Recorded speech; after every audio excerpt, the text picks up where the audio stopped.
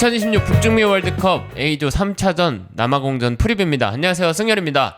일단은 우리나라가 2차전 멕시코전에서 1패를 떠안으면서 1승 1패가 됐고, 아직까지는 32강 토너먼트 진출을 장담할 수 없는 상태가 됐습니다. 남아공이라는 팀에 대해서 지금 이 프리뷰를 찍으려고 좀 찾아봤는데 미궁 속에 빠져있는 팀입니다.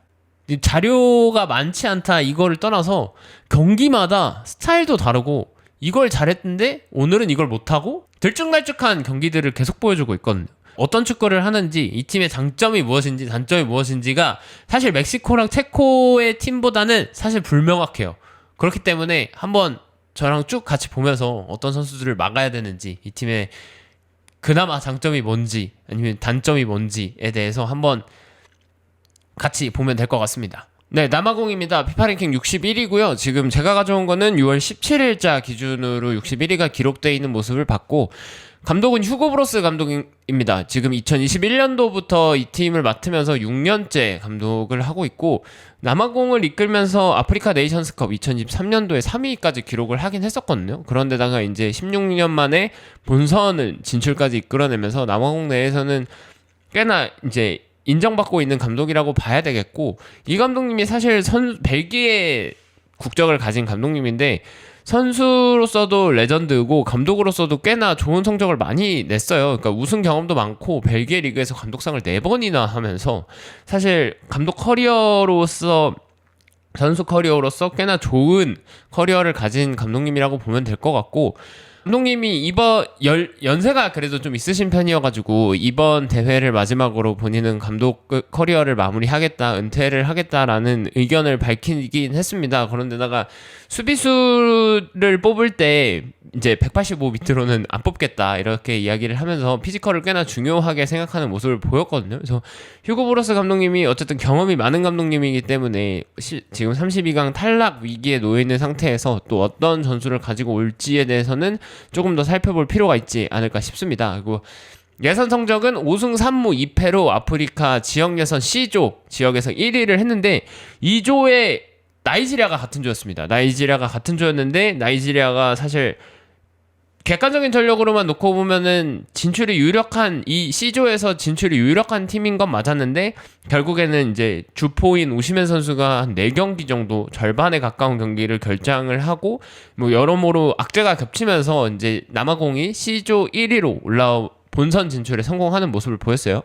핵심 선수입니다. 일단은 쿨리소 무다우 선수, 마멜로디 선다운즈 소속인데 이 선수가 우측 풀백이에요. 그래서 남아공 리그 21경기 1어시를 기록을 했고, 일단 속도가 좋습니다. 움직임 자체도 직선적인데다가 경기를 보면서 사실 이 핵심 선수를 놓고 제가 경기를 봤던 게 아니라 최근 월드컵 2경기에서 봤던 거는 오른쪽 풀백 좋다, 속도도 좋고 크로스도 잘 올라온다라고 봤는데, 이게 알고 보니 저게 무다우 선수였고, 경기를 보다 보니까 남아공 자체가 막 공격적으로 엄청나게 특출난 모습을 보이진 않았는데, 특히나 오른쪽 풀백 그리고 오른쪽 공격수들이 조금 활발하게 크로스를 올라오면서 그래도 꽤나 위협적인 찬스를 맞는데 1조를 했다고 봐야 될 것 같습니다.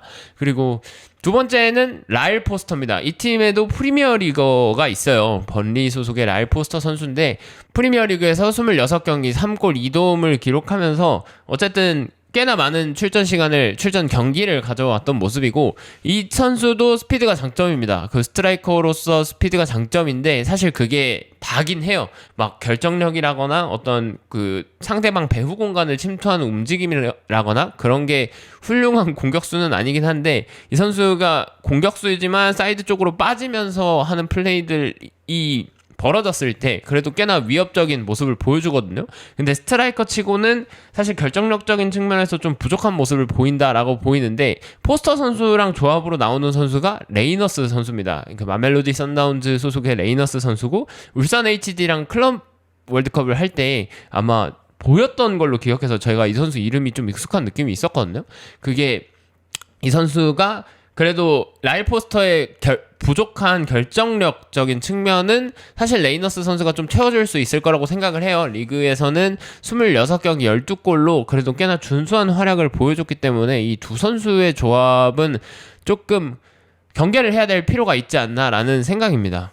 그리고 이제 이 두 선수의 조합에서 멕시코전에서는 포스터, 레이너스 이렇게 투톱으로 나왔는데 3차전에서는 아폴리스 선수까지 이제 출전을 하면서 3톱 형태로 나왔거든요. 네, 이 선수가 남아공 리그 30경기 9골 6도움입니다. 올랜드 파이리츠라는 팀에서 활약을 했고 이 선수가 윙어의 성향을 띠는 공격수예요. 앞선 포스터랑 레이너스보다는 조금 더 사이드에 빠져서 플레이를 하는 선수인데 아무래도 드리블도 좋고 속도도 빠르다 보니까 팀의 공격을 하는 데 있어서 어떤 활력을 주기에는 충분히 위협적인 선수고 이 선수가 활동량도 꽤나 좋은 편이어가지고 수비 가담도 나쁘지 않다. 경기당 키패스가 사실 리그 성적으로 봤을 땐 경기당 한 2개에서 2.5개 사이 정도로 지금 데이터 사이트엔 이렇게 나와 있거든요. 더 앞선에 있는 톱에 가까운 레이너스나 포스터 선수가 움직임을 가졌을 때에 아폴리스 선수가 키패스를 넣어주는 거에 대해서도 조금은 경계를 해야 될 필요가 있을 것 같고 은근히 근데 빅찬 스미스가 많긴 많습니다. 본인한테 기회가 왔을 때 뭐 완벽하게 결정력으로서 마무리를 지어주는 모습은 사실 좀 덜 보여주고 있어서 장점이 있는 만큼 약점도 확실하다. 지금 핵심 선수로서 뭐 무다우, 포스터, 레이너스, 아폴리스 이렇게 제가 좀 찾아오긴 했는데 일단은 주요 선수들의 결장자가 있기 때문에 이 선수들이 더 올라왔다고 생각하거든요. 그래서 그 결장자에 대해서는 우리가 뒤에서 조금 더 이야기를 하겠지만 어쨌든 공격 자원들의 전체적으로 스피드가 빠르지만 결정력은 좀 부족하다라는 이야기를 할 수 있을 것 같아요. 그러면 남아프리카 공화국의 장점은 뭐냐? 일단은 눈에 띄는 거는 양쪽 사이드 수비수 선수들의 활발한 오버래핑입니다. 왼쪽에 모디바, 오른쪽에 모다오 선수가 양쪽에서 어쨌든 끝까지 공격 진영까지 올라와가지고 크로스 플레이를 보여주는 모습을 보여줬어요. 그러니까 오른쪽에 있는 모다오 선수는 그래도 직선적으로 그 상대방 골라인까지 쭉 올라가면서 직선적인 플레이를 보여주고 크로스를 올리는 반면에 모디바 선수는 인버티드 윙백의 형태로 골라인을까지 다가가는 것보다는 그래도 좀 박스 쪽으로 안쪽으로 들어오면서 공격 전개를 해주는 모습을 보여주고 있거든요. 근데 이게 오른쪽과 왼쪽 어쨌든 이 두 선수가 같은 성향의 플레이를 가지고 있는 게 아니라 양쪽 선수들이 각각의 본인만의 유형으로 플레이를 하고 있기 때문에 그거에 대해서는 우리도 조금 조심을 해야 될 필요는 있어 보이고 어쨌든 크로스 플레이 그리고 빠른 속도를 이용한 공격들을 주로 공격 루트로 삼고 있기 때문에 2차전 멕시코전과 비슷하게 우리도 사실 속도로서 뭔가 제어를 해야 될 필요는 좀 있어 보입니다. 이 팀의 가장 큰 특징이라고 하면 앞선 저희가 일정 체크를 할 때 잠깐 언급을 했다시피 마멜로디 선다운즈의 대표팀에 9명이 있어요. 근데 올랜도 파이레츠에 8명이 또 있습니다. 그러니까 26명 중에 17명이 절반씩 해서 같은 팀에서 활동을 한다는 이야기거든요. 이게 대표팀 레벨에서 가장 큰 어려움을 겪는 것 중에 하나가 조직력적인 측면. 훈련 기간이 짧기 때문에 선수들끼리 발맞출 시간이 적고 대표팀에 소집이 됐을 때 각자가 어떻게 움직이는지에 대한 파악하는 시간이 필요하잖아요, 분명히. 그러나 계속해서 같은 시즌 같은 소속팀으로 플레이를 한다는 건 지금 시기에 이 선수가 어떤 성향으로 플레이를 하는지 이 선수의 컨디션이 어느 정도인지는 계속 꾸준히 팔로우가 돼 있는 상태이기 때문에 그 부분에 있어서는 장점이라고 볼 수 있겠고 콘과 은보까지 이 중앙 수비수의 조합이 그래도 이 팀에선 장점이라고 생각되는 게 이 두 선수가 꽤나 유기적인 플레이들을 좀 많이 보여주긴 하더라고요. 수비적인 측면에서 오콘 선수가 튀어나가서 수비를 했을 때 은보카지가 그걸 커버리지를 쳐준다던가 그런 형태의 둘의 조합이 그래도 꽤나 유기적인 모습을 보여줬거든요. 네, 오콘 선수가 조금 더 경험이 많은 선수긴 한데 개인적으로 경기를 봤을 때는 은보카지 선수도 눈에 꽤나 많이 띄는 수비 플레이를 보여줬고 어찌됐든 이 두 선수도 앞서 이야기했듯이 감독님이 생각했던 185 이상의 키를 가진 선수들이기 때문에 제공권에 있어서도 장점은 있는 편이다라는 생각입니다. 그렇다면 단점을 봐야겠죠. 단점은 무엇이냐? 공격의 핵심 즈와네 선수랑 미드필드 핵심 모코에나 선수가 결장입니다. 이거는 남아공 입장에서는 완전 사고예요. 그러니까 1차전에 즈와네 선수랑 시톨레 선수가 퇴장을 당했었는데 즈와네 선수는 추가 징계를 받으면서 3경기 결장 징계를 받았거든요. 이번 월드컵에서 남아공이 16강을 가지 않는 이상 즈와네 선수는 1차전을 끝으로 대회를 마무리했다고 봐야 되고 2차전에서 PK로 골을 넣었던 모코에나 선수도 경고를 한 장 더 받으면서 결장을 하게 됐습니다. 그러니까 공격 진영에서 진짜 중요하게 경기를 풀어줄 수 있는 베테랑 선수가 한 명이 빠졌고, 중원에서 꽤나 큰 활약을 해줄 수 있는 이 두 선수가 빠지게 되는 거거든요. 이거는 단점 치명적으로 다가올 수 있다고 생각을 합니다. 이 두 선수를 중심으로 중원을 꾸렸고 대회를 준비해 왔는데, 이게 퇴장이라는 변수 때문에 이 두 선수가 사라지게 됐다는 거는 팀 입장에서는 진짜 꽤나 엄청난 마이너스인 거고, 전체적으로 경기를 봤을 때 1차전 멕시코전에서는 조금 덜한 모습은 보였는데 2차전 체코전을 봤을 때 수비 라인이 진짜 개판이더라고. 라인이 안 맞아요. 그러니까 옵사이드 라인을 맞추고 옵사이드 트랩을 걸어야 되는데 한 명씩 뭔가 삐쭉삐쭉 튀어나와 있으니까 계속해서 뒷공간을 팠을 때 그게 옵사이드 라인이 아니라 1대1 상황을 맞이하는 그런 경우들을 좀 보여줬고, 1차전 멕시코전에서 퀴뇨네스 선수한테 실점을 할 때 보면은 그 골키퍼가 수비 라인한테 패스를 할 때 안정적인 선택을 하는 게 아니라 위험한 시도를 하다가 뺏기면서 실점을 했거든요. 골키퍼 윌리엄스 선수가 A매치 거의 60경기를 넘으면서 꽤나 베테랑의 모습을 보여주고 있는데, 이 선수의 빌드업이 불안해지면서 팀 자체의 안정성이 꽤나 많이 깨지는 모습을 보여줬습니다. 공격 기회 자체가 잘 만들어지지 않는 모습이에요. 그러니까 중원에서 계속해서 패스미스들이 나오고, 그럼 사이드로 벌리는 과정에서 무다우 선수나 모디바 선수한테 볼이 연결되는 과정에서 한 10개 중에 3개, 4개 정도는 패스미스가 되면서 사이드라인으로 그냥 공격 기회를 넘겨주는 모습을 많이 보여줬거든요. 그렇기 때문에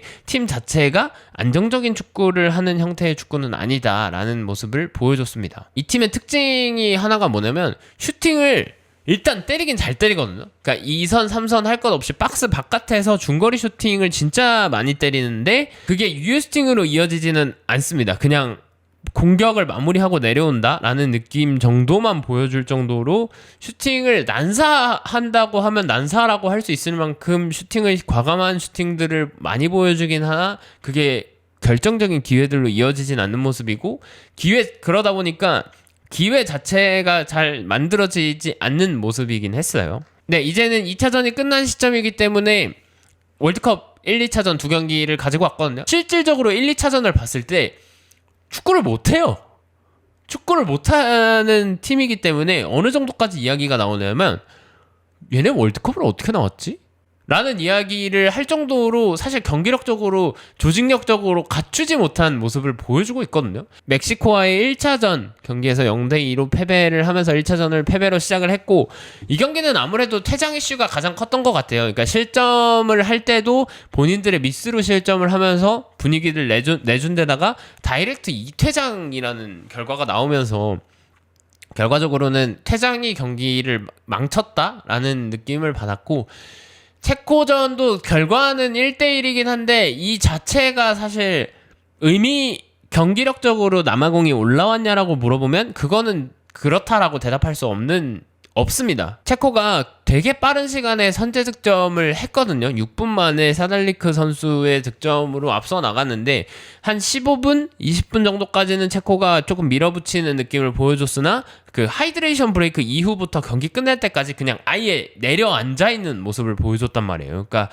그렇다면 남아공이 순간순간 아니면 60분, 70분쯤에도 점유율을 6대4까지 가져가면서 밀어붙이는 모습을 보였는데, 이 정도까지 그 경기의 주도권을 가지고 밀어붙였을 때 유효한 슈팅이라거나 진짜 아쉬운 골에 가까운 찬스들을 계속 보여주면서 남아공이 공격 작업을 할 때도 꽤나 위협적인 팀이구나라는 느낌을 받아야 되는데, 의미 없는 중거리 슈팅이라거나 크로스가 낮고 빠르게 올라오긴 하는데 그게 이어지지 않는 모습, 이런 모습들을 보여주면서 과감한 슈팅이 어쨌든 슐체 선수의 손에 맞으면서 PK를 얻어낸 건 맞는데 그건 사실 운에 가까웠다라고 봐야 되거든요. 이거를 노리고 차진 않았을 거 아니야. 팔을 보고 때리진 않았을 거니까.